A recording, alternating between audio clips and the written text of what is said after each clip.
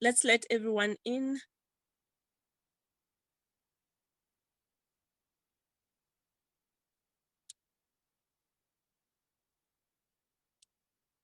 Welcome, welcome, everybody.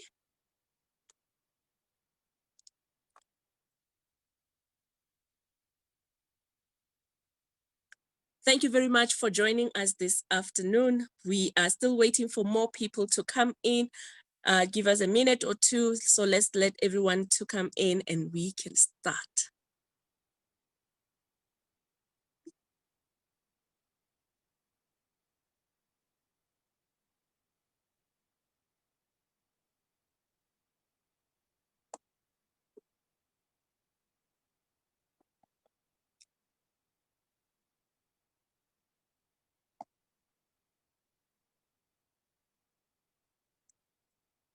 How excited are you to be here? Just let me know. Send a message on the chat box. Tell me how excited you are. Give me a percentage of your excitement. Let me know, how are you feeling this afternoon? Are you ready to receive and to learn, to network, to meet new people? Send me a yes, send me I'm 50%, I'm 10%, depending on the energy that you have right now, because we want to boost it up. We want to make sure. Oh, Catherine has got 120%. Lovely. Let me hear. Sipo, super duper excited. Well done. You are at the right place, Sipo. Everybody, where are you? I don't see everybody's comment. I need to know your energy level. Is it sitting at 40, at 50? Hi, Aubrey. You know, we knew how to choose our guest. He's sitting at 1,000%. 1,000%, guys. Absolutely. That is lovely. I see 150%. I love the team. I love you guys. I love the energy that is in this room because everybody wants to choose themselves for success. So is it only 5 people? I know Audrey is in the house. Zaba Mtembu is also in the house. She's very excited. That is good. That is good. Audrey is around. Come, I'm going to call you out. Oh, everybody, 120%. See, we have 120%. I see now, load shedding or not, I've got my energy back. Against all odds, everything has to happen. I am excited because I can tell you, let me confess, I started with 50% because I was load shedded and I had to run and find a place where I can sit and connect. But after all of you, your energy, I can feel it from here because even Audrey herself, she's saying 100%. You've just boosted mine. I'm sitting at 150. Thank you so much, everyone. Thank you for letting yourself come to this platform because a serious entrepreneur is the one who denies themselves to go to a party. I mean, our peers are out there going to a party, going to things that are not going to help them grow. But here you are, invested your time in developing yourself and to meeting great people who are going to share their stories, how they've made it in business. I'm excited because I had a privilege of sitting with one of the amazing person, Aubrey Mnisi. I went all the way to Cape Town and I saw what he does. I got to experience his work. I got to meet his team. I've got to sit in the most beautiful office. I came back very much inspired. And I must say, I feel like I'm just walking on ice right now. Not even, what do you call it? I feel like I'm on a diamond walk. If you've been in Sentin, there's a passage that they call Diamond Walk, where the rich clothes or the rich people shop. So I feel like right now I'm at that level with my energy. So everything can be possible. We are at 7:05. I'm sure those who were running to be here, they're still on their way to come in. However, we are going to start with our conversation shortly. Give us one more minute before we can play a video. But let me start by introducing myself. Guys, my name is Puseletso Modimogale. I am the MD of Mind Retirement Institute. So you can understand that this topic today, when we talk about knowing and choosing yourself for success, it is one of the most important things, because as a personal coach, transformation coach, executive coach, we help people who are ready for success to discover themselves, to unleash their potential, and also to become the best version of themselves. So the platform today, we are not only going to help your business thrive, we are going to help you as an individual to discover who you are and how can you actually choose yourself in a way that you can become more successful. So with those few words, I want to ask, I think we can go on and watch our video. I had a very impactful conversation with Aubrey where he got to share his story. So maybe before the video plays, because I can see there are a lot of people who are still coming in. Aubrey, I want to say I'm not alone, guys. It's not just me and Aubrey. We have another phenomenal woman, Catherine Young. Catherine, are you here? I'm in the house, Puseletso. I'm here. She Hi. is in the house. Thank you so much. I'm excited, guys. I'm excited.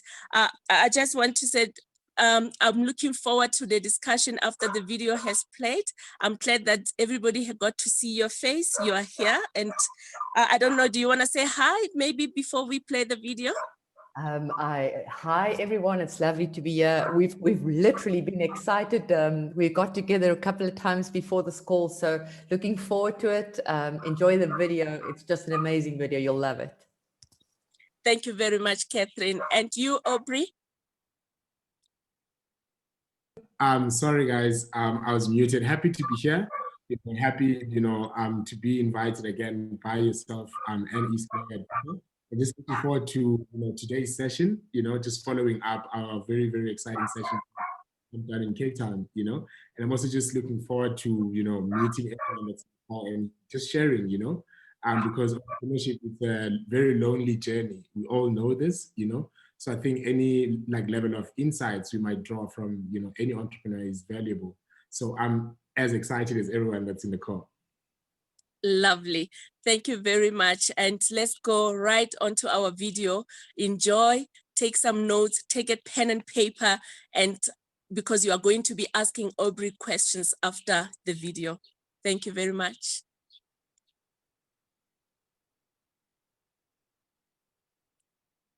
Good afternoon, everyone. This is episode 2 of Getting Dirty with Entrepreneurship. This is Puseletso Modimogale. E-Squared, once again, is bringing you one of the amazing, dynamic guy whom we had to go all the way to Khayelitsha to look for him. Aubrey Mnisi, he's our guest today, and he's going to talk to us about building a business that can grow globally. But our topic for today is success despite all odds. I mean, we're talking from someone who started in the location in the dirty street of Khayelitsha to somebody who's running a global business, Germany, China, I mean, you name it. But let's welcome Aubrey Mnisi. No, thank you so much, Pusa, for having me. I gladly welcome the invite. I think for me, it's also just an honor, to be, invited by E-Squared, and of course, being afforded the opportunity to, share my experiences with you. No, lovely. I mean, we couldn't have chosen the right candidate that can come and empower our entrepreneurs. I mean, we do a lot of work with our SMMEs, and part of this discussion is to assist them into learning how to be successful against all odds. I mean, I know your journey. I've gotten to read about it, but I would like to hear it from you personally. Like from the horse's mouth. From the horse's mouth. Yes. And I mean, tell us, where did it all begin? I mean, for you to start a business, but before we even get there, tell us a little bit more of who is Aubrey Mnisi. Who's Aubrey Mnisi? Yes. Actually, in full, my name is Nangamso Aubrey Mnisi. Born and bred here in Cape Town, Khayelitsha. Khayelitsha is like a township. It's like 25 minutes away from where we are right now. So I'm brought up by a single parent. Many, Black families in the township, you find that it's actually just the mother that's present. The fathers, they have a way of getting away. So our situation was no different. Brought up by a single mom, big family, uncle, cousins, and everyone. But on my mom's side, it's just myself, my sister, and my brother. So that's Aubrey, born in '87. Kailicha had, I think, a big interest in business, as I was growing up, but we'll dive into more of that as we're speaking. But yeah, brought up at Kailicha, went to CPUT, went to Oakland's High School. Primary went to Kanyile, then Oakland's High. Then I went to CPUT, dropped out of CPUT on my 4th year. I'll tell you more a bit about that as to why. Because it's a very odd, thing to say, to actually say that I've dropped out of my 4th year when you're literally close to the finish line. And I think it's going to be part of our conversation today as well. From CPUT, I've been in business since, I had 2 businesses at university. And right after university, after leaving university, worked for 2 years. Initially hired as an accountant, evolved into a software engineer. Left the company, created my own business, relocated to Germany, created another business there, created a second business there that then, in Switzerland, expanded to Germany. Okay, let's take it back because we're still in the introduction of who is Aubrey. Aubrey, you know what amazes me? When I ask you who you are, you define yourself by the location or where you come from. Is that how you introduce yourself to the world? So I think typically, for the purpose, I think for the context of the conversation, because my thinking is anyone that would like to, know who Aubrey is, they'd probably want to know where is Aubrey from and all these things. Are you saying, are you saying your location, your upbringing, your culture, yes, your surrounding make you? Absolutely. I mean, my upbringing, my culture, I take, great pride in my culture, so I think it has influenced me a lot in shaping the man I am today, which is why perhaps every time I introduce myself, I would always start from, this is where I'm from, more of here's my roots and here's the person you're talking to now. So you mentioned that you were raised by a single parent, and I do believe that many entrepreneurs out there, they were raised by a single parent, but it doesn't mean that they were poor. It doesn't mean they didn't have resources or money to be able to be taken to varsity. As you've just said now, you were in a shack. Yes. And you ended up at varsity. How was that possible? So there was all from merit. I'd received a bursary while I was at university. And also high school, our high school was very, very cheap. We paid like 1,000 rand, I think, for the whole year. But university, I'd registered, I think, with NSFAS the first time. No, I registered as any other normal student, but while I was at university, I overperformed, overachieved that the fees for the course was absorbed by the university. Nice. So that's how I was able to go to university. But I've always had, I mean, my mom literally when we're about to finish matric, she was not sure that I should go to university because she knew she did not have the money. And typically in our, I'd say in any Black parent's mind, going to university is as expensive as buying a house. So when people don't have money, they're typically not so much for the idea of going to university. You need to first work, then go to university. But for me, I was very adamant, because I also saw that as an opportunity to escape the township, Hence, I was so determined. I remember this one time I walked from Rondebosch, UCT, where UCT is, all the way from Claremont all the way to UCT. It was raining. I had my application form under my stacks of clothes. I literally walked over things like 20 kilometers or so in a pouring rain just so I can hand in the application form. So I was very determined because I saw that as an opportunity to come out of the township. So did you study what you are doing now? Absolutely not. What did you study then? So I studied finance. Are you serious? I'm dead serious. So I did finance management accounting, to be very specific. But I dropped out of my BTech year, which was my fourth year, I had a business at the time, and I was also, I got headhunted by a company here in Cape Town because of my results and the fact that we were, also listed in the I think it's the university's list of students, of graduates, where companies can call in, us. Nice. So ended up evolving to what I do right now, which is very much engineering, software engineering, hardware engineering.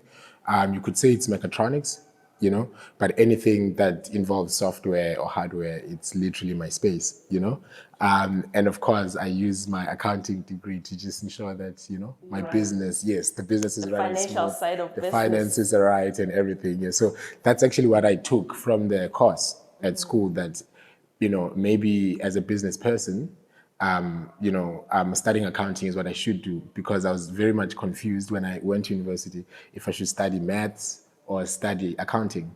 That I actually left my accounting course, I think 6 months in, to go attend applied maths at my university, then realize, you know what, I actually like business. Let me go back to, pursuing finance. I hear you. So now the love of doing what you do now, which is into SensorAid, which is your company today, and you're dealing with IT stuff, electronics, and all internet. I want to understand then what brought you into the engineering side, because from an accountant to it's two different worlds. It's absolute contrast. Yeah. So now, it's contrast. Did you have to go study and come here, or what happened for you to transition? So what actually triggered me transitioning from finance to engineering was a company I was working at called Blue Key Software Solutions. So in the company, they had engineers that used to, like the consultants that would come in and out, and I was a junior accountant, so I was always sitting by the desk, not leaving the office only when it's lunchtime. So that was a little bit boring for me. So I asked the boss, because they had an open door policy in the company, as to, can I become like one of the other guys? He was like, of course, Kevin, his name. I was like, of course, you just need to be an engineer just like the other guys, It's like, okay, what does it take? He's like, well, you need to learn programming, you need to learn SQL, you need to learn database, you need to learn. I was like, okay, fine. Fortunately for me at the time, I still had my student card. Then I took some books at the library, studied, SQL, studied .NET, studied basically the programming languages of the time, and the space I was in back then was in business management softwares, which is SAP.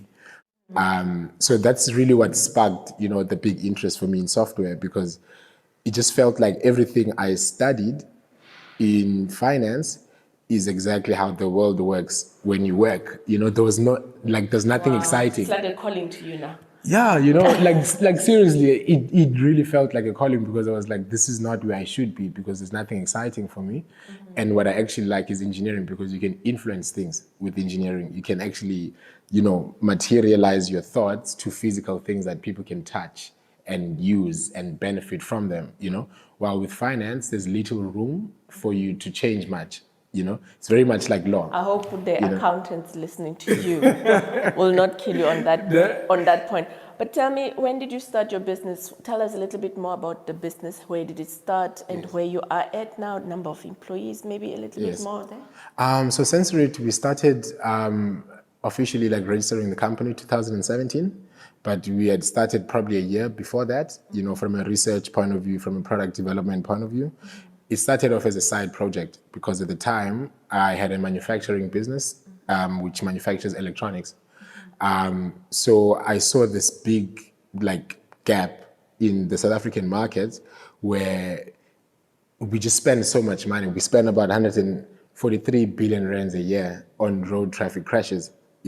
So for me, that was staggering, and we spent a little bit more time understanding as to why is that and how can we solve it, using electronics, because I wanted to change the manufacturing landscape for my other business, without diving too much into that. But what it does, we basically change the manufacturing landscape to be more agile, so that if an assembly line, an SMT, assembly line produces, for instance, 2 products, you can maybe now produce 10 products, because we decrease the changeover, between moving from one product to the next. So that technology that I brought from Europe to here wasn't much, valued here because the landscape is very different. So the best way to change it was to come up with a new product and bring it to the market and create so much of a demand that you can literally walk into manufacturers and ask them to take orders, and of course creating the need for the manufacturing solution. Is this the product you're talking about? Yeah, so this is the product. It's called Sensorit. So this is our smart rearview mirror. So it has a front camera, it shoots 270 degrees wide, as well as a back camera that you mount into here. It takes in a SIM card, takes in an SD card. So the SIM card allows you, for example, to do things like in-car Wi-Fi. You can also make calls, you can also take calls from the device. So the idea behind it is, as mentioned, it's responding to the big road traffic crashes. Like the numbers we have are quite staggering, In South Africa alone, we have close to 800,000 road traffic crashes, like people colliding. In the US, it's about 35,000. Oh, wow. And the US has about 300 million people, and we are like 56 million, So if you look at that, the numbers are just mind-blowing that we thought of creating a solution and have something that doesn't particularly change your driving, experience, because the mirror a behavior. Well, the idea is to change the behavior, but not in a way where I need to absolutely, change how I'm driving as a person. So the idea is to have, a driver that's very conscious of his environment. The device, what it does, it also runs machine learning algorithms as you're driving. So this is a depth camera. So what it does, it analyzes the environment, then it says, there's a car there, or there's a person there, and therefore you as a person, you need to act like this, so that you don't drive into that person. So it's either de-accelerating, accelerating, changing lanes, and so forth. So it's like assisted driving. So our thing was, let's get the driver off his phone, because that's one of the biggest contributors. That's true. We lose focus. Losing focus. Attention. And when we looked more as to what the problem is that globally, the car the consumer is driving has evolved. No? And the consumer has also evolved. No? In South Africa, the car we're driving has not evolved, but us as consumers, we have evolved. What I mean by that, as a regular South African consumer right now, if I break up with my girlfriend, for example, there's a likelihood that she'd blow my phone up, with messages, WhatsApp, and all these platforms for her to reach out to me to convey her stress or whatever the case may be.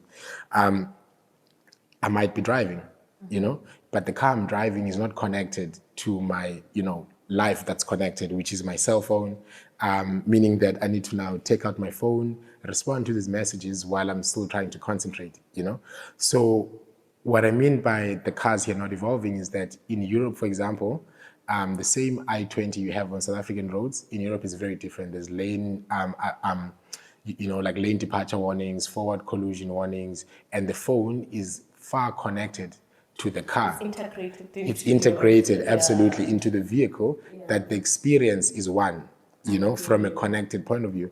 So in South Africa, we don't have that. We have people that are solely relying on their phones for them to still keep up with the outside world. You just have to pay too much to get it within your car. Absolutely. Because for you to go and buy for a dealership and to get that integrated into your system, it's another lot of money. Absolutely. You need to buy a new car, as a matter of fact. So. Yeah, so our thing is, let's actually, what's big on our DNA is ensuring that our products are retrofitable, meaning that you don't have to buy a new car for you to experience our technology. Two, we ensure that the prices, are a reflection of the economics of our country, in that for you, for instance, with your Polo Vivo, if you just want to get a reverse cam, it's north of 20,000. With this device, it does reverse cam and many more. You pay close to 7,000. So that's our thing, is that we need to give access to people. We need to give people access to technology. What are you saying now to the entrepreneurs who are out there and coming up with innovative ideas of solving problems, especially looking into, we are during COVID-19 now, a lot of businesses have been affected negatively, and many entrepreneurs are running out of of remaining relevant, and it even causes them to even change their entire business model. Yes. I mean, I looked at Checkers today. I was outside and I saw that they started to have delivery service that is only 60 seconds. Your food will be at your doorstep Within a minute. within 60. Or within an I think it's an hour. Yeah, Yes. within an hour. Yes. And you know how much that is going to disrupt? No, absolutely, absolutely. I mean, the internet, like right now, I think it's gonna prove, great value. Especially us as we are still in COVID, but of course coming out of that, I think we've seen, for instance, the e-commerce space spiking up because of the usage. People are buying more things online. People are more on their phones than ever before. So the internet, I mean, like it is. I think any entrepreneur right now should be considering it, in part of their instruments of delivering their products and services to their consumers.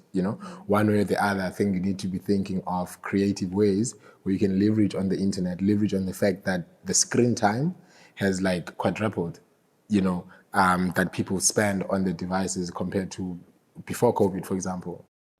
So any entrepreneur that's not thinking digital, that's not thinking, internet, that's not thinking a digital experience for their consumers, I think they're going to experience exactly what you were mentioning, where they won't be relevant to consumers anymore. But then what got you to think differently? Because it seems like your level of thinking is far different from how we as ordinary entrepreneurs think. Like, for instance, I feel like you're producing or starting businesses that speaks to the future more than the current. Absolutely. Actually, all my companies or companies that I'm involved in, they're all like, future business. Yeah, they're very future focused, they're very innovative, they're a little bit crazy, there's a couple of projects that we're working on. For instance, we're also doing self-driving cars now, Yeah, so it's a little bit crazy if you think about it. For instance, the other manufacturing business as well, we're building a global, one-stop shop for electronics manufacturing. So it's like looking at the world as one factory, instead of having multiple small factories spread across the entire world, So I think for me, when Puse, what kind of got me to think the way I do is accepting that I'm different, because it's something that I realized when I was a kid. I was always not fitting to the bunch. Even how I was solving math problems in class, I would get to the solution like very different to like 99% of the class. So as like since I was a kid, I somewhat own that within myself. That what, Aubrey, you're different and it's okay. Like you don't have to be like the other guy, which is why, for instance, even today, that's how I operate. I'm very comfortable in being the one that's different in a group. I'm very comfortable, speaking my truth, no matter how sweet the other version sounds, So I think, so I think I've always just, embraced the fact that we're all very unique as people. As people. Absolutely. I mean, we see it through the products that you produce, through your thinking. I mean, right now you are an international business.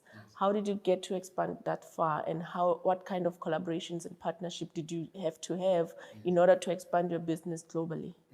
So I think for me, I've been quite fortunate, Puse, in that I've stayed in Europe for many years, about 8 years.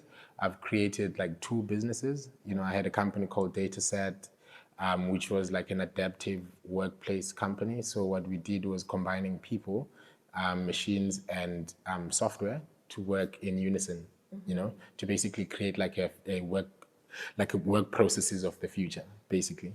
And then I created the other manufacturing business I mentioned, and then moved back to South Africa, of course, to bring the technology we created for manufacturing so that the local landscape can benefit from it. But so that's, I think the advantage I would say I have, but what now answering your question very direct one-to-one is that for me, what it then allowed me to do is anything that I think about, I think of it, the consumer is global. The customer is not... It's not just here. It's not just in South Africa, And I think when you start there and you see local, as your testing ground, where you're going to prove a lot of concepts, challenge a lot of your hypotheses, and also, create a revenue positive business, and then be like, okay, these models are working. My business model is intact. I've got a product fit, I've got a market fit, I've got a team, I've got, now I can take this to Burkina Faso. I can take this to Botswana. I can take this to Swaziland. I can take this, to like all over the world. And the beautiful thing now is that the internet has allowed people to collaborate really easy, and social media has also bridged that trust gap. Before, for you and I to work together, I'd have to trust you. I'd have to somewhat, okay, who's Puse? What have you done? Spend some time with you, get to know you, and be like, oh, okay, do you know what? I'm actually quite comfortable working with Puse. But now with social media, I can literally scrape the internet and be like, this is a cool person, let's work together, So now that is, of course, it made it very possible and fluid for people to work together. But no, only if you know how to do it, because many entrepreneurs have got all these opportunities that you are talking about, but they don't know how to work them. Absolutely. So how did you get to understand the running of the business? Because when you are an engineer, you know how to produce the products such as this, the electronics and so on. But then to run a business is a different ball game. It's a different story. So that's what I want to know. It's a different story. How did you then get out of that being kept into the engineer thinking, but into business thinking? Where is the business kept? So I think for me, I've started, which is also what I think sets me apart from most entrepreneurs or engineers that are entrepreneurs, is that I started being a business person before an engineer. So it's very natural for me when I'm building a product to think of the consumer already. It's very natural for me to think of, when I think of a product, I work out the best pricing model because I've thought of the consumer and reverse engineer that to choosing the best components for the product so that it's affordable, So I think for me, having to start I've been in business since I was 17 years old. Like my first company, we were making like lip balms, I thought you were going to say lipstick. No, lip balms, no. Lip balms, we're manufacturing them in Plumstead here in Cape Town. At university, I had a clothing company with friends from university. Thereafter, created my own accounting firm while I was still at university. We were servicing all the catering companies at Res, helping them with their books, with their cost accounts and all of that. And thereafter, left school, worked for like a year and a half to 2 years, and then started my own company in software again. We had about 8 engineers that were working for us, and we ran that company for about 2 years. And then I, left the country. So before leaving the country, I met a customer. Coming back to your question, Puse, as to how do you become global? Even back then, this was 2012, right? I got a company that became my customer that was from Switzerland, because I leveraged on the internet. I looked at companies that are offering the similar service that we have that might, have more customers than they can service, so that we can partner up and I can help them service those clients. And that's exactly what happened. Found a guy by the name of Vili, Swiss guy that ran a company called Bears Manufacturing that later got acquired by a company called Boyam IT, a big Danish company. But even then, my view has always been global, because I know that there's other people that are outside of South Africa, that probably have similar needs or similar pain points, when we talk about, so how do we reach them? You find people in those places that are trying to address the same problems as you, that understand the local landscape. And the good thing about solid entrepreneurs is they understand this is not a competition. Me partnering up with a South African guy that has a product actually creates more capacity for me. And therefore, we're going to make more business, more money, and so forth. Now that you are exposed to the world, you're exposed to globally, and you see what the world needs from us as South African. What would we say to South African that the world needs from us so that we don't just produce Jerusalem a song, you know? We need to... We also have product. We also have product, we also have content that is South African related and that the world needs. So what have you observed? So the funny thing is, so the world really loves South Africa, like number one, you know. In Germany, you see fruit, all like 60 to 80% of the fruits in the supermarkets is from here, you know. The wine they drink is from here. The tea they drink, rooibos, is from here, you know. So the world, I think, already loves South Africa, but it goes back to what we're talking about. How do entrepreneurs think global? You know, how do I start my business locally, see the local ground as the best place to start because I am from here, it will favor me, but I'm taking this product globally. You know, I'm using this as my testing ground, you know, to test most of my like hypothesis, you know, and then when I have everything right, team, proposition, model, market fit, product fit, all of that, we can then expand to the rest of the world. You know, I think it's all about entrepreneurs thinking global, you know, assuming that the problem that is in South Africa is not unique to South Africa, you know. And funny enough, that's how I've also somewhat made it against all odds, you know, because I understood very, very young that the problems we had, you know, weren't unique to us in my household, you know. Like, I mean, my mom was a domestic worker. She was not the only domestic worker in the neighborhood, you know. So whatever circumstance that was coming out of that was not unique to us. So I shouldn't own the problem. I should own the solution to it. You know. So that's how I've always viewed it. You know, for example, I mean, many of my childhood friends, it's either having to grow up in the township, the time we've grown up in Khayelitsha, they're either dead, in prison, or have no matric, you know, and like a handful of them, like a handful went to university, which is, for instance, for me, how I see it is that I need to accept that I'm different. You know, if as much as when you ask me who I am, I would be like, I'm from here, there, and there. It doesn't mean that I define my abilities, you know, based on where I come from. You have said the most powerful thing to say, you don't have to own the problem, but you have to own the solution to Absolutely. the problem. Absolutely. Which I think as entrepreneurs, against all odds, we are literally saying to you, your circumstances don't define you. Your current challenge in your business does not actually say is the end because the world is open. There are people, there are networks, there are people like Aubrey here who you can reach out to.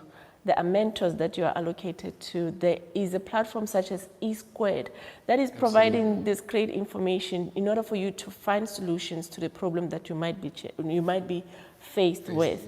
So with those words, I really want to say thank you so much because I believe you don't know how much you have actually planted in us. And you have shared with us your story, but your story is not your story, it's the world's story. Because you are actually saying, you're making us think broader than what we are currently thinking. And you're making us see that it's all possible because we're talking from a shack to Hot Bay, we're talking from to Switzerland, to Germany, to China, Switzerland, you know? China. I mean, it still blows my mind as well. Like, I used to be like waking up in like Shenzhen, for example. I'd be like, Breezy, dude, do you see this? You are here, you know? But my thing, I think one of the things I also really appreciate about myself is that it's like something would be a new experience and a wowing experience for me as well. But the funny thing is that I would assume it as if I've lived that experience before, you know? You are different indeed. You know, no, absolutely. As a result, I'm not so shaken by it. As a result, I'm not so, you know, I'm like mind blown by it, but leverage on the fact that it is here. Amazing. Thank you. No, it's my pleasure, my sister. Thank you so much everyone. for having me.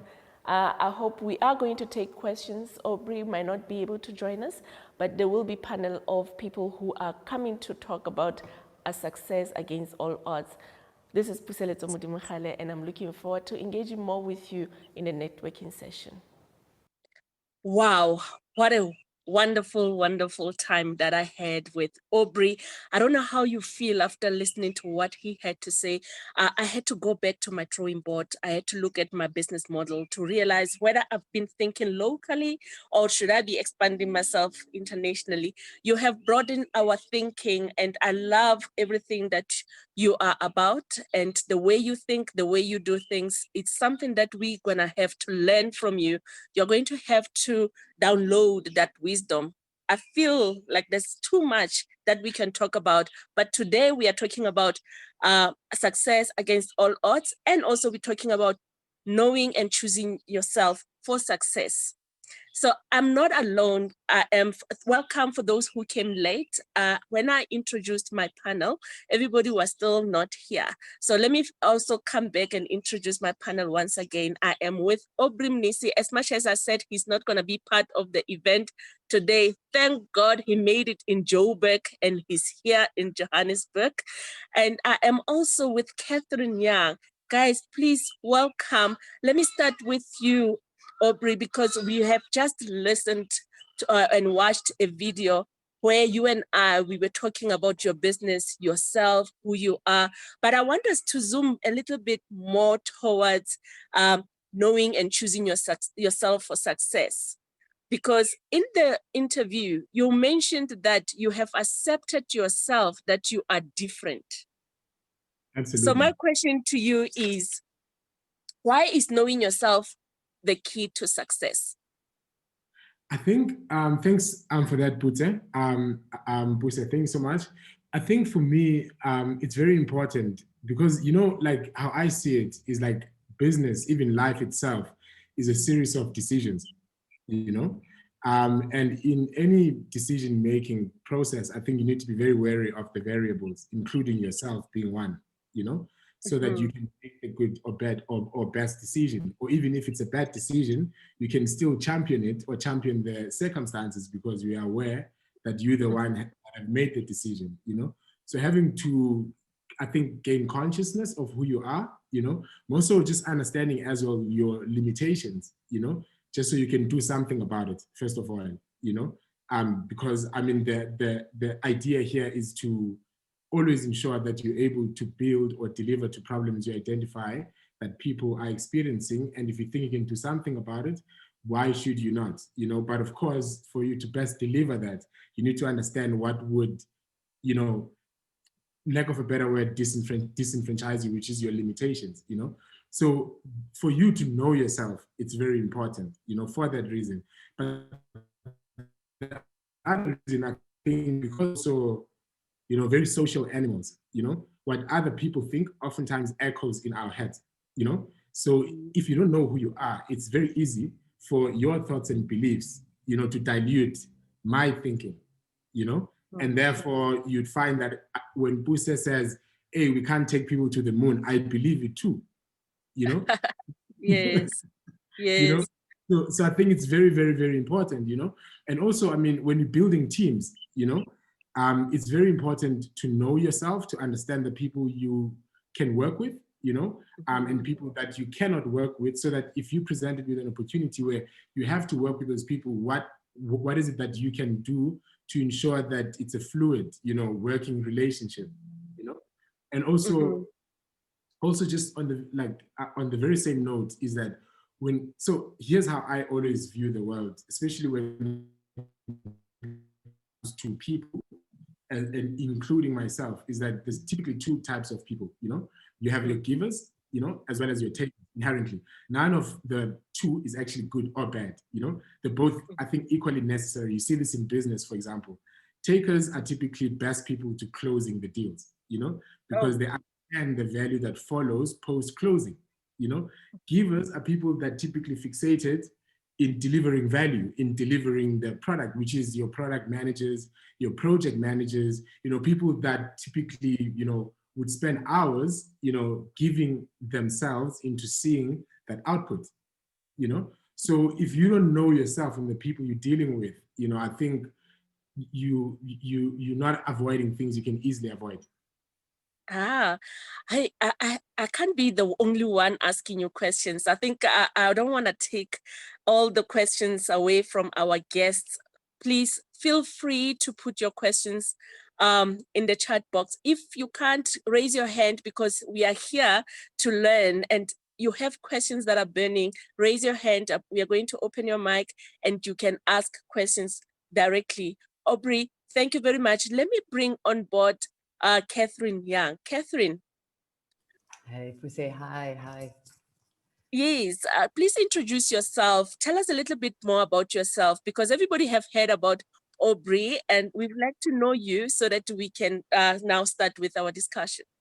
Thanks so much. I'm Catherine Young, and I married him to stay young in that way. So I always tease my husband with that, but really it's that's also part of knowing myself. So, you know, Aubrey, when I watched your video again, I always look for what is the commonality in the next person that I hear and that I listen to. And interestingly enough, there's something to be said about being raised by single parents. And I'm 47 and still scared of my mother. She's a strong woman, but really I think she really had a big role in my life and still has, and also this thing of working and studying at the same time. And I can remember when I just finished matric, we also there wasn't money for studies, and I can remember having to go work at ShopRite. Checkers. Oh. Remember, it wasn't Checkers then, it was just ShopRite. And I started in the receiving cage, you know, where you get the frothed milk and the cheese and you have to sort all of that out. And I was there for many, many months. And there was somebody who was at school with me, and he came into the shop one day, and he saw me there and he said to me, what are you doing here? Are you a shopper? And I said to him, actually, no, I work here. And he said, how dare you? And that day for me, and that's the third thing we have in common, Aubrey, is I realized it's okay if my journey is different. It's okay if I'm different, but it acted as a motivator. So by God's grace, it's all turned out. I now can tell you what is cheddar versus Gouda in many, many ways. But really then went into corporate, and really it took time, and now founder of Think Room. We've been around for the last 7 years. We now have also globally expanded over the last 2 years, offices Egypt, Mauritius, and the UK, and it's really just about working with entrepreneurs. So that is me. I can give you the business introduction, but that's what LinkedIn's for. I'd much rather just have you hear myself. Thank you very much. Wow, Think Room. You know, Catherine, as you were talking into your journey, how you actually got to choose yourself. Can you tell me why? Isn't it selfish whenever you tell people that I'm choosing myself? Because I know for sure as entrepreneurs, we struggle with the concept of choosing ourselves. How can we not feel guilty about doing it and have a full understanding of why it's important to your success? Yeah, I love the question. And I think I heard something a couple of years ago where someone said, we have a view of ourselves, but every minute of every day, there are thousands of views of who we are from the eyes of other people, how they perceive us, from their eyes to us. And that frightened me for a long time, because I was always fixated on needing to understand who I am, what I'm good at and what I'm not good at. And then tried to, for many years, try and develop what I wasn't good at, because I thought I needed to be everything for everybody all the time. And I think it only came much later when I made peace with the fact that I can't be everything to everybody, because they have a view of me in their eyes from their lens, whether they like it or not. The only way I can show up is with authenticity, with a real sense of listening, I would imagine, and shared values. And then choosing myself came very late in my life. I think we will struggle with it until the end. But I've realized that if I don't choose myself from time to time, and it can be as simple as choosing a bit of time for me, or choosing time to just think, or choosing time with family instead of with business. If I don't do that, I don't have enough to give when I should be. So it feels selfish to do that, but longer term and wiser, it can never be selfish if you show up authentically and just who you are and being vulnerable, because then I actually feel there's such a bigger community of working with friends, with networks to grow. We have to choose ourselves from time to time to be able to grow the business, our families, our partners. It's actually not selfish. It's probably one of the most selfless things I think we can do. Wow, thank you so much. And you're talking about authenticity. Lerato is also saying, Puseletso, please ask Abuti Breezy to speak about authenticity, that little bit of madness to believe you can do it. So Aubrey, Lerato is asking you to talk a little bit more about authenticity. What is your take there?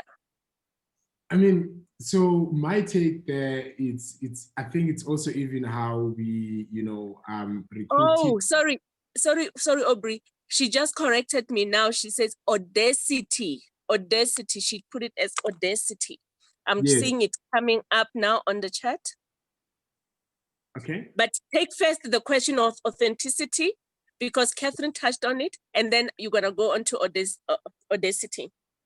Yes, I mean, like on just authenticity, like the word, yeah.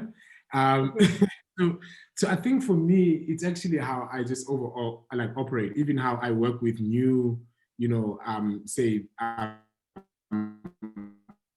business partners, typically, the accolades and all of that don't really impress me, I just like to interact with people, for them to essentially, share the real version of themselves, and you see this often, or rather you see this even how I've formed partnerships over the years in business, I'd first know the person without doing business with them, build a relationship, be it a friendship or whatever, and it would then happen organically that we work together, because it just makes a lot of sense that we combine our skills or whatever we're doing to essentially deliver greater value, So for me, I mean, even our interviews at the company, not classical fashion where suit and tie, and you have this preset of questions. We really try to get the person out of the person, where if, for instance, in one of our team members, if they smoke weed, this is a real thing. If they smoke weed, allow them to smoke weed in the space, just so you can clearly see what the other person feels about that person, or that as an act, so that you can take the realness out of it. Because oftentimes we take upon responsibilities, we take upon tasks just to impress, not actually taking them because we can genuinely deliver, so so that's my take on it. So where do you get your audacity to believe that you can do it?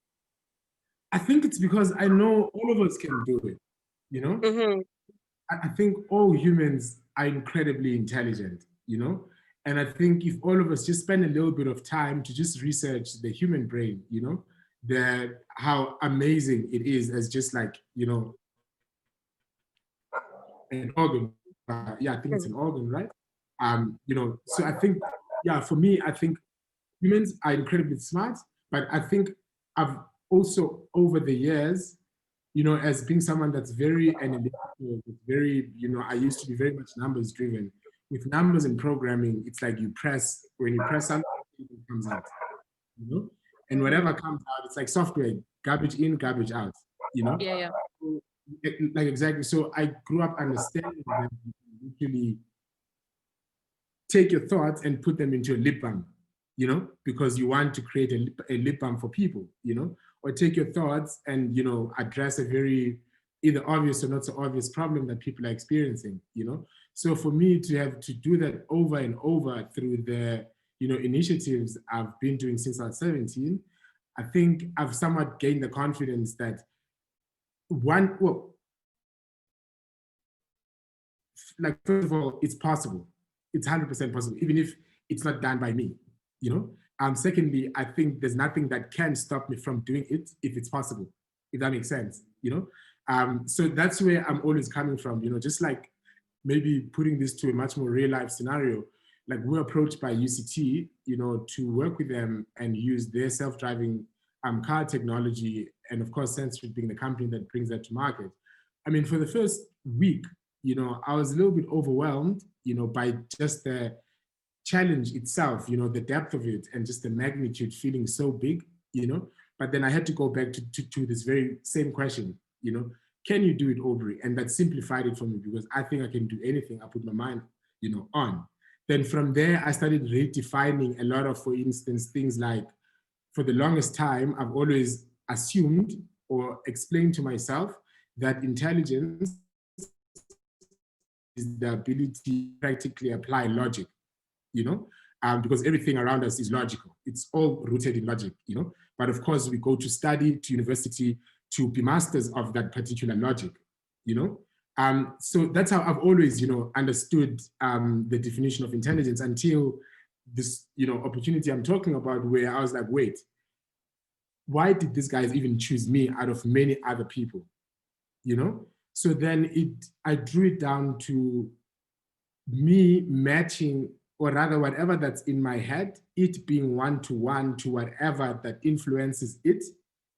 You know, the closer I get to the one, the more intelligent I think a person is, you know? Basically, as you were saying, Puse, that, Catherine, that people typically, you know, they have their own views of who you are and all of that. The moment you're able to match what you think those views are of you,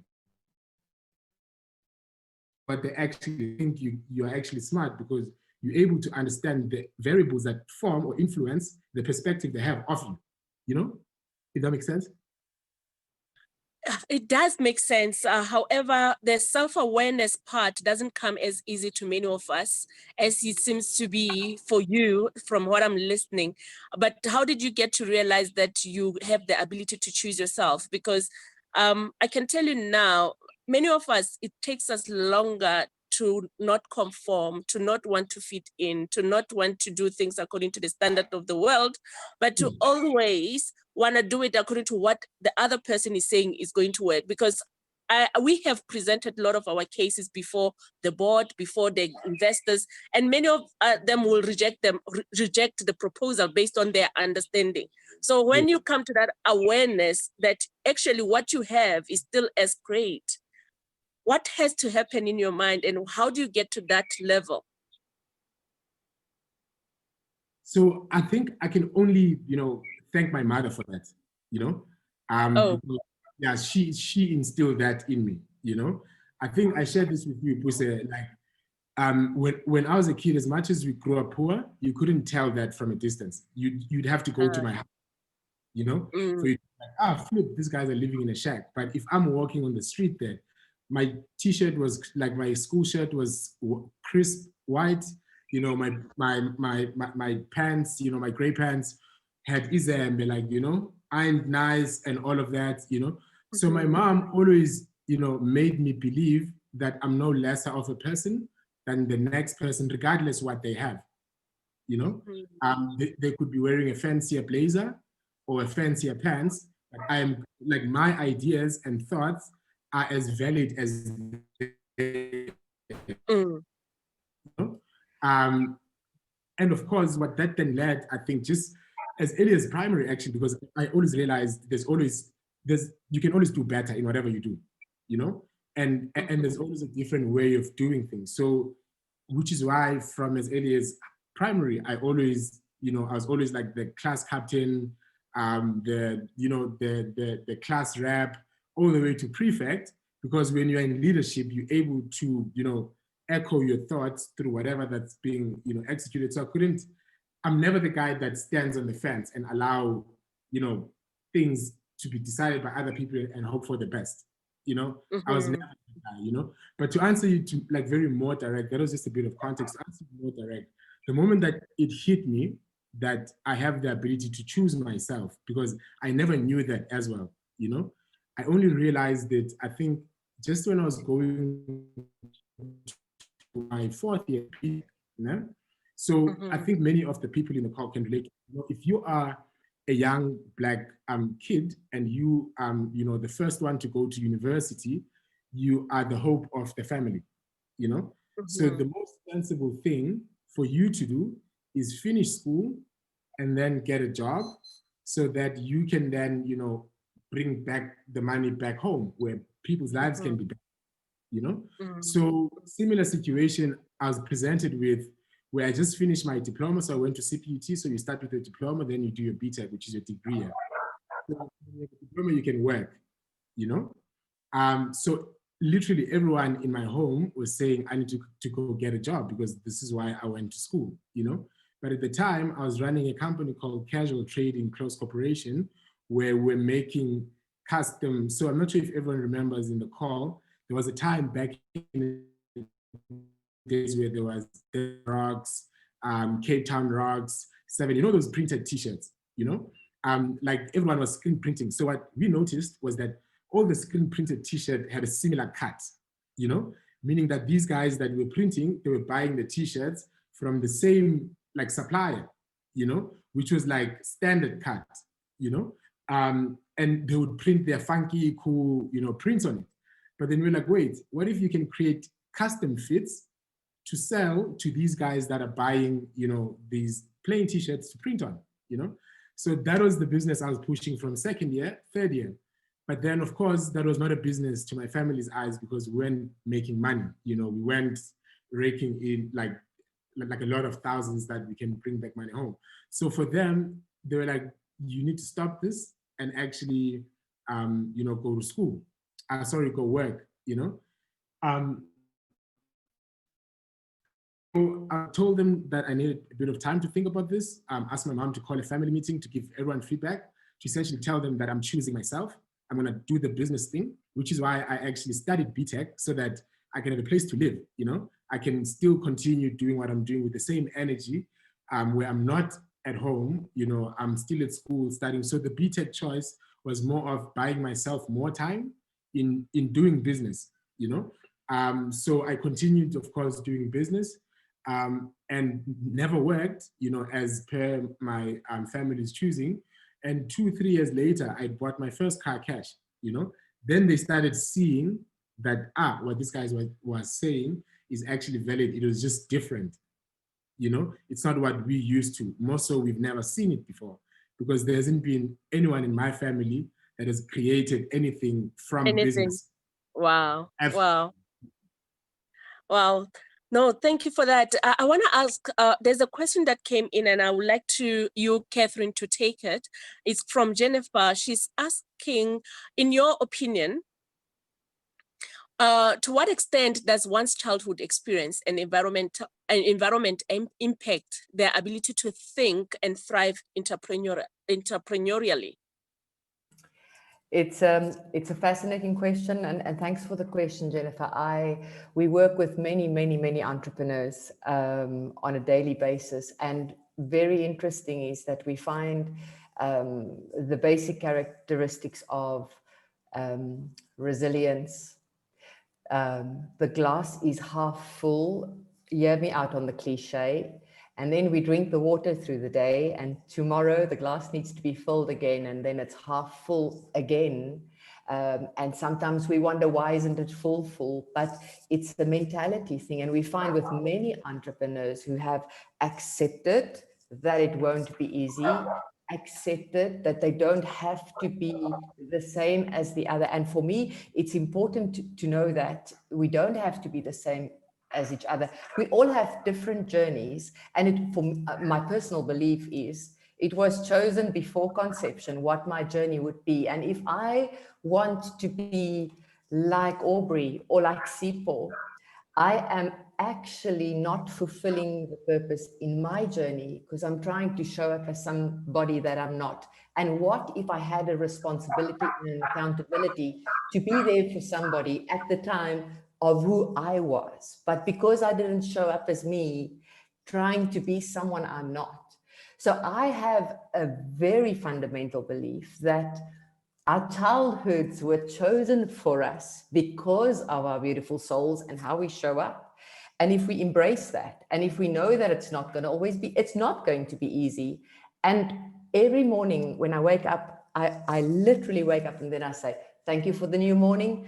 And I know nothing. Today I want to learn. And I've said that for many years, and I hope I can say that till I'm 90. But I think fundamentally, our childhoods determine who we are. And what is a child really? I spoke to my 83-year-old grand this weekend, and she sat at a rock pool for 45 minutes and she just stared in the water. And I said, Gran, you've been sitting here for 45 minutes just staring in the water. And she said, my child. And I got a fright when she said that. She said, my child, I'm enjoying just sitting at the water thinking. And I thought, my goodness, she still sees me as a child.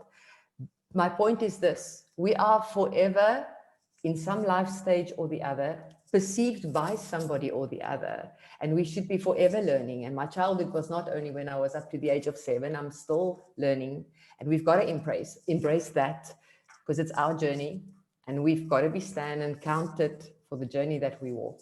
So I love that question, Jennifer. Thank you for that. And let's embrace our childhoods, whatever that was. And Jennifer has got a follow-up question. Can Jennifer open the mic and ask the question live? I would like to hear the voices. I might not be able to see the hands up. I'm using a phone. I've got a load shedding. So Jennifer, can you open your mic and just ask Catherine the follow-up question? Thank you, Puse. So the follow-up question is just around, firstly, thank you for that answer. That was a really great answer. The follow-up question is around the entrepreneurial journey it most probably in most cases is going to be challenging. It's going to be difficult. Sometimes it can be a lonely journey depending on the community that you have around you. And it can be overwhelming, like Aubrey said as well, and overwhelming in good ways, sometimes when a lot of good things are happening at once, and sometimes overwhelming when perhaps nothing seems like it's happening. How important is it for entrepreneurs to know when they need help? And that is professional help. And I ask this because I attended sort of a therapy session that was organized by the foundation a few months ago, and I found it to be extremely helpful. And so at what point do we as entrepreneurs also have to say, you know what, like, I don't have to be a hero, and perhaps I need to go speak to someone who is an industrial psychologist, or speak to, other entrepreneurs who've been in this industry for longer than I have, to sort of get that boost so that I can do my best every single day. Thank you for that question. I think, and I'll just draw from personal experiences to just, I've always, since about the age of 24, have identified an, interestingly enough, strong woman in my life, probably because of my relationship with my mom, throughout my life and different life stages. And in fact, at the age of 40 to 43, I had a strong woman therapist, clinical therapist, because I needed help at that point in time for something else. I think we always need someone. It's a very lonely journey, and very often it's only us. The research says that, as an example, founder teams, if you have 2, you have a higher level of success. I can't remember the exact percentage than if you're alone, if you start out alone, as an example. But just to be able to bounce things. So whether that's a mentor, whether that's a spiritual leader, whether that's a psychiatrist or a psychologist, or I think if we can really just embrace that and continuously be in pursuit of that. I have also this thing, I loved what Aubrey said earlier on about givers and takers. I also have a different view on, it's like what you give to the network, you get from the network. It's an energetic thing. It's nothing to do with I give this, I get that. It's not like that. It's that thing of as we want to receive from mentors, from coaches, from guides, from God, whoever God would be for us individually, we also have that same responsibility to give back. Because, Jennifer, I can assure you that there's somebody that's thinking, if only they could be like you, if only they could take what you have and just replicate a little bit of it. So I think, yes, we have to, in conclusion, take all the help we can get and be quite specific around it. I'm forever doing my Jung profile every year, and my husband, I'm forever doing my bossy profile. I am forever checking my behavioral profiles to see where I am and where my gaps are. And I think that is imperative for our growth, because our journey is lonely. It's darn difficult to start a business. We know the facts. 8 out of 10 fail in the first year. If you get to year 3, another 7 out of 10 don't make it. And then if you make it, year 7 is another one. And that's usually around loneliness, about founder syndrome, about what next. So I would encourage you to continuously reach out. And as you reach out, also let others reach out to you and you give back. That is so beautiful. Thank you so much. There is a statement in the question that was stated by Sipo. Sipo, are you in the house? And Sipo is asking you directly, Aubrey. He's saying, how would you rate South African entrepreneurs and their capacity to compete globally? Your mic is off, Aubrey. Yes, so I think the question is actually like multi-pronged, because you have like entrepreneurs that aren't trying to change much. They're trying to create business, which is like your SMMEs type of like entrepreneurs. And you have startup founders, people that are actually invested in seeing a better future, and this is where typically, you'd find people executing a little bit crazy, innovative ideas, So I think from an SMME standpoint, South Africa, I think, fuels about 95% of the GDP, if I'm correct, from SMMEs, So I think on that note, the South African entrepreneur in that space is quite a consistent, rock solid one, when we look at that from that point of view. However, when we look at from a startup founder point of view, it's kind of a different scenario, in that typically, for instance, in Europe, for example, or in many places, actually, even the co-founders I have in my other manufacturing business, it's guys that have actually studied the problem and have even like went as far as masters and PhD on the problem.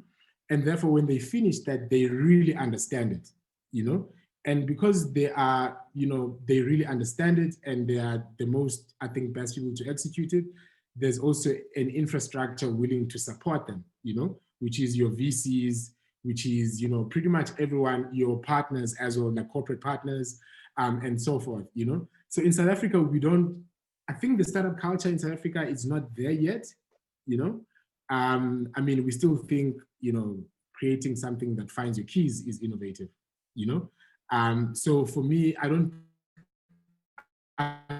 think from point of view we can gauge ourselves with the global like community, in terms of, because I think it's still a lot of leg room, or rather a lot of work that still is needed for us as like entrepreneurs to get to that global phase, because I've met entrepreneurs that work like 24 hours a day on their idea, I've never met anyone in South Africa that puts in the same amount of energy. And this is from very closed societies or ecosystems where people are typically overachievers, but you won't find them, like going the extra mile, going sweat, blood and tears into giving it all into making that idea materialize as an MVP, for example, So I think there's still a lot of, work as well as just leadership needed in the startup space, while in the SME, I think they are high up there with, your most like economies fueled by the private sector, like your US and so forth. When you look at the numbers, without looking at, of course, the population, like 300 to 56, but from a ratio standpoint, I'm not sure, Sipo, if I've, answered your question, my brother. Sipho, are you happy? Do you have a follow-up question? Please open your mic. Yeah. Hi, everyone. Fantastic conversation, I must say. And I think it's great that we've got, Catherine, who's also like, exposed to seeing entrepreneurial culture in various other territories.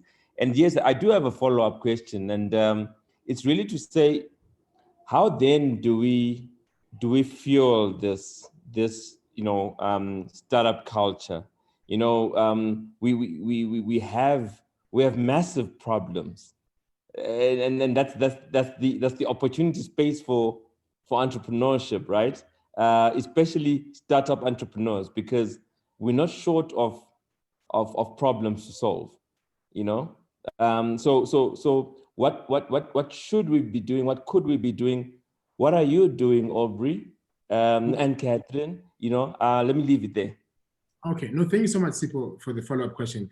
I mean, I think places like E Squared, is a good example of that, where because all entrepreneurs need a home, all entrepreneurs need an ecosystem around them to support them in pushing their innovative ideas to market. So an initiative like E Squared, I think, is a great one, and particularly it addresses the one issue I have personally with the South African investor space, which what technically fuels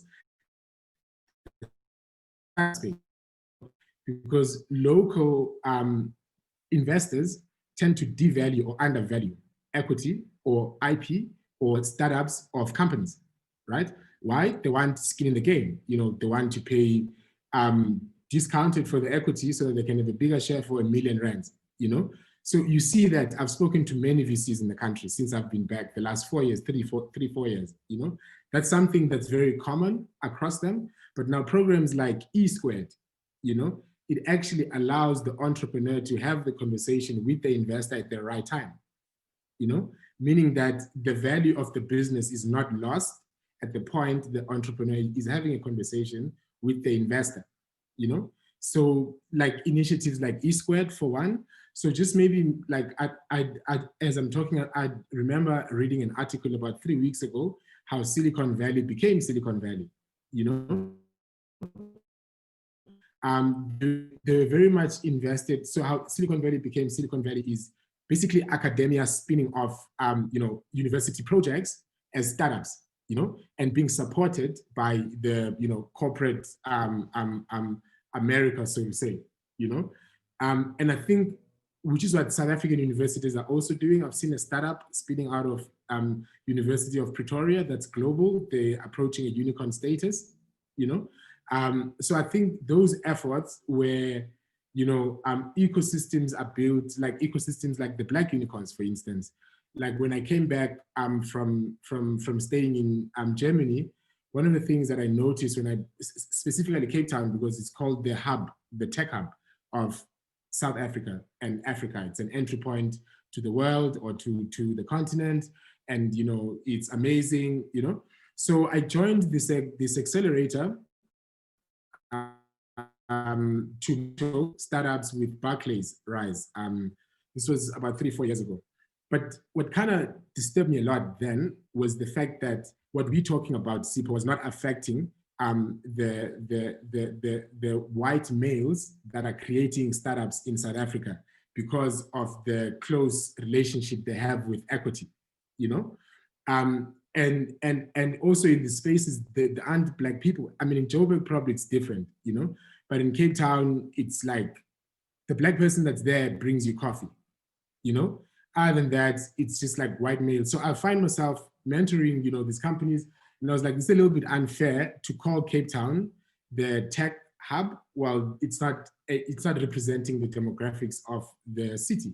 So I created the space. It's an accelerator. It's called Black Unicorn. So the idea is to create the first Black billion-dollar company, or billion-dollar company founded, managed, ran by Black people. Started in Cape Town, of course. Started in Cape Town, where we got about 1,000 square meters. It's like a compound, it's like, so the reason we got the compound style where it's like one 4 one-bedroom apartments in one, and each one bedroom has a bedroom, a lounge, and a kitchen. The bedroom is for sleeping. It sleeps about 4 people. And the lounge is for working, of course, to take meetings, to do co-working. And there's 3, it's like 4 of them. So 3 of them are focusing on, excuse me, guys. Hello? And I also see there's actually an alumni from the Black Unicorns that's joining the call, Karabo. He was also part of, you know, the ecosystem that we're building in Cape Town, where the idea was understanding that a lot of things that you need to take care of before you can be crazy about an idea, you know, things like how do you keep the lights on, you know, how you feed your family, how you eat, and so forth. So we created the space so that entrepreneurs can come and stay there, like Karabo used to stay in the space full time. It's like a beach house. So you stay there, you work there, and you work for my company and my friend's company. That were the main businesses that created the space. But what we're also doing is that we enable you by, if you are a software person, like for instance, Karabo, would say, what are you passionate about? You know, or what business are you currently pushing? And would use our skills, you know, and our know-how to empower him, you know, to help him build his company, because the idea is not for him to work for us forever, you know. Fantastic.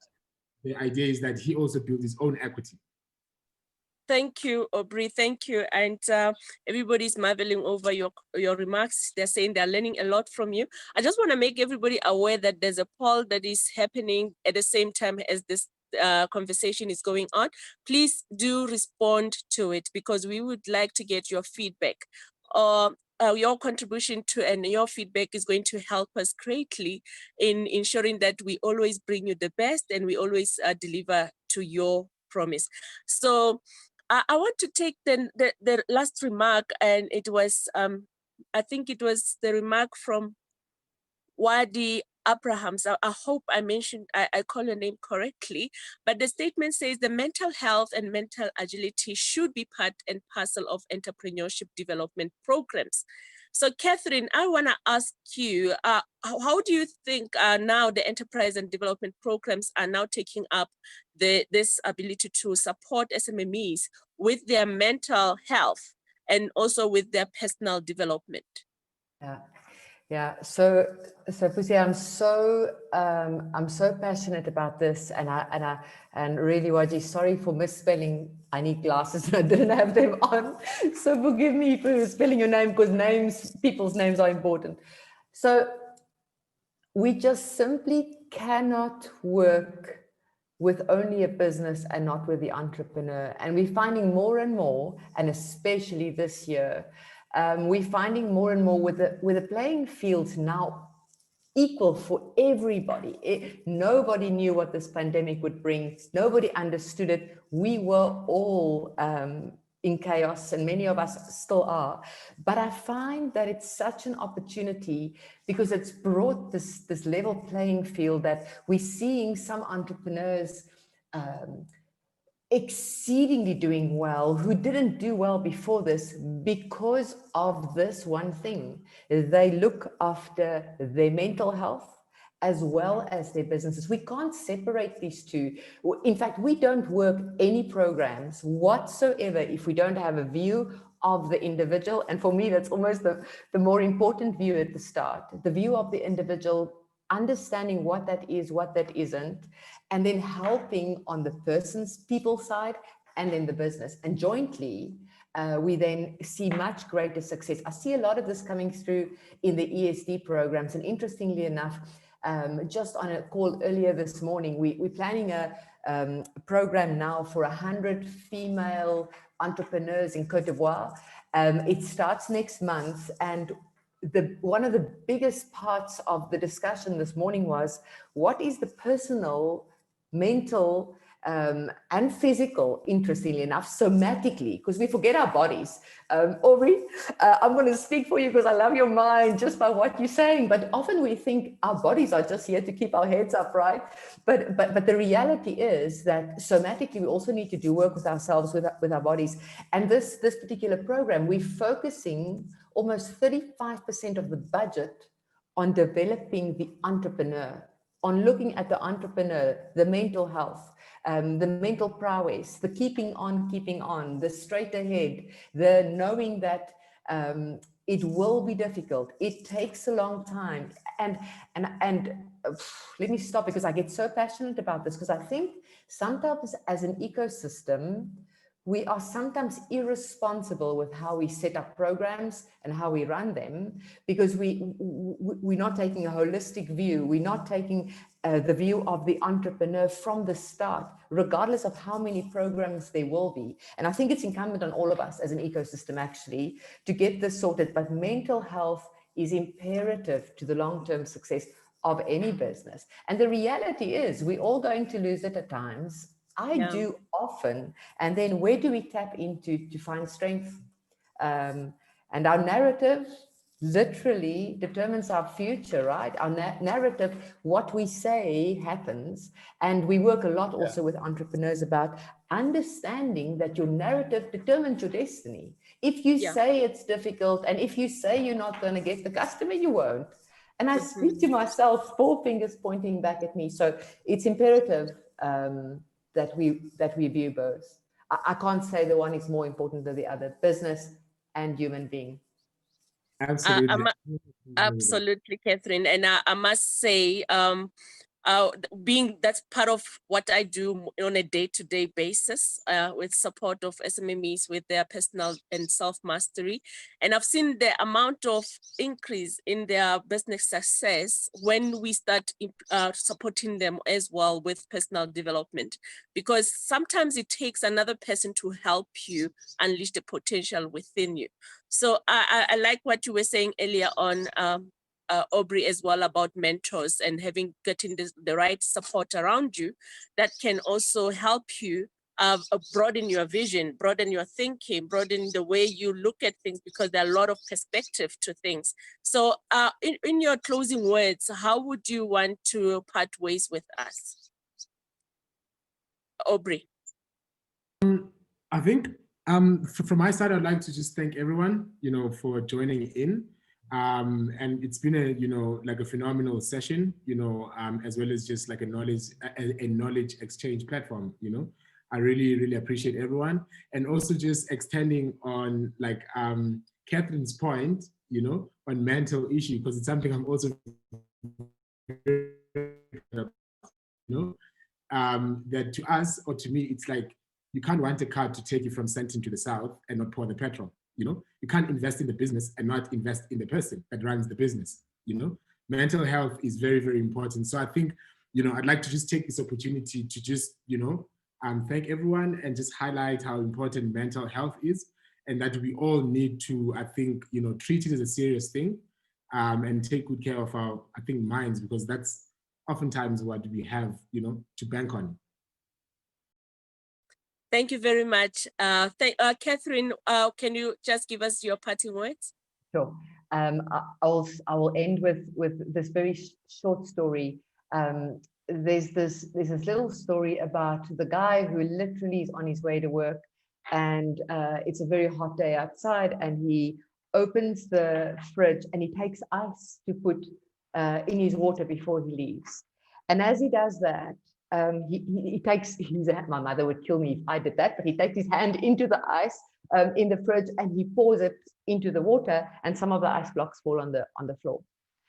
And he turns around, and as he walks out, he looks back and he didn't pick up the ice blocks. Bear with me with this very simple story.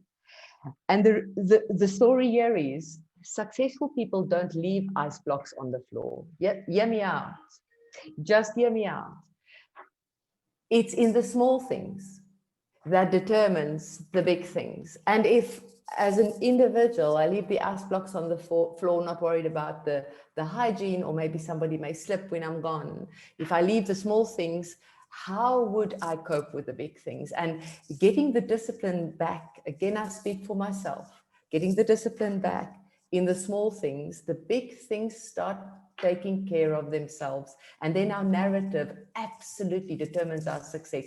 So speak blessings over your business, speak blessings over your mental health. We see this in practice daily, how it just brings a different level truthfully. So thank you very, very much. Thank you very much. That is so beautiful. And we really had a great time. We touched on so many things. The time is not on our side. We are just 1 minute away from our closure.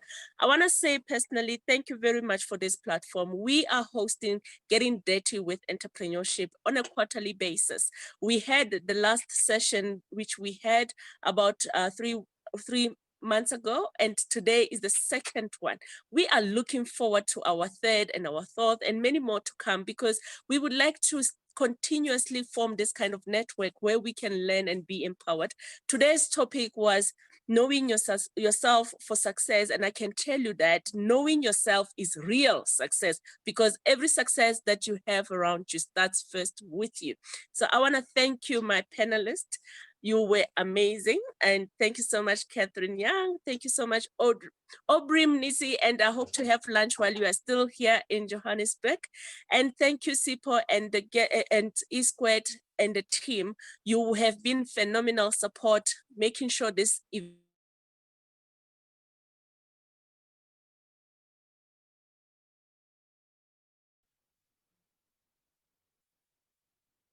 I think we might have lost Puse. Yeah, that's perfect timing. Yes. Aubrey, you are an inspiration. Thank you very much. Thank you so much for joining in, and we hope to see you once again on our next session. Have a great evening. Fantastic. Thanks, guys. Cheers, everyone. Bye. Thank you so much. Bye. Bye-bye.